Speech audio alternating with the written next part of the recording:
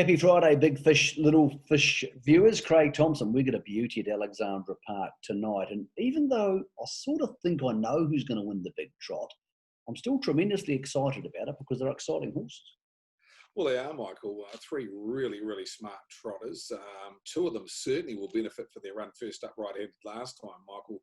I'm referring to Cracker Hill and obviously Ultimate Stride. But even with that run under their belts, very hard to go against what Bolt for Brilliance did last start, Michael, because not many horses can do that, get shoved out three wide from the 600-metre mark and really coast home in a record run. So he is something special.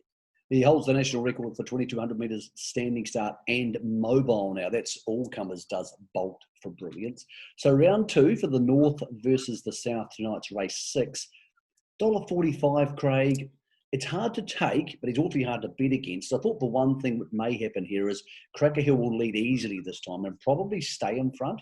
I'm not sure Ultimate Stride will go forward and attack him. That being the case, Cracker Hill will get to dictate what happens to the other horse, and that's going to be really interesting. So I think Bolt for Brilliance can still beat him, but he might need to depart from the 800 to do so.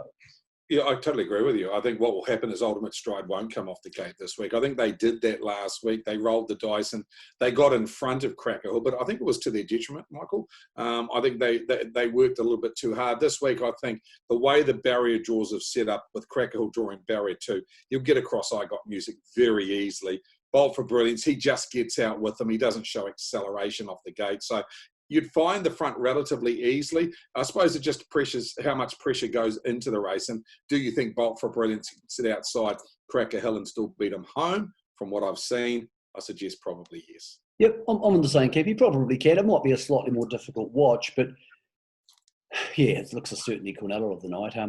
Before we get to the open class paces and trotters, Better Twist comes north for the first time. She's in the Sire Stakes Fillies heat. She'll be hard to beat even from a wide draw. She looks a proper horse. Looks a really good horse.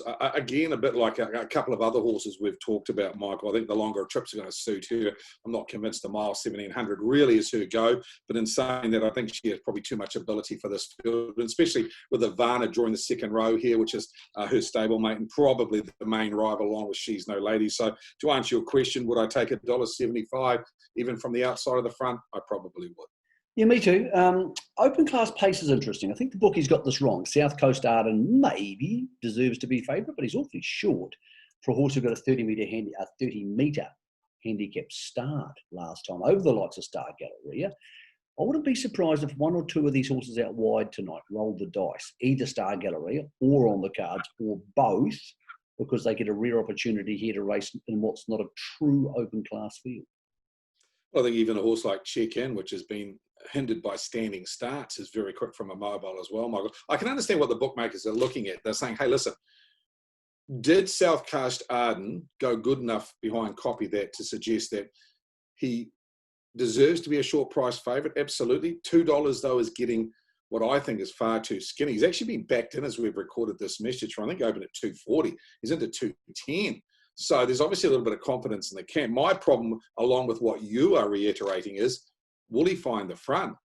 My suggestion in looking at the speed maps, he's going to have to really get off barrier 1 to find the front here, because Star Gallery is a real fast horse off the gate and I think could get across. And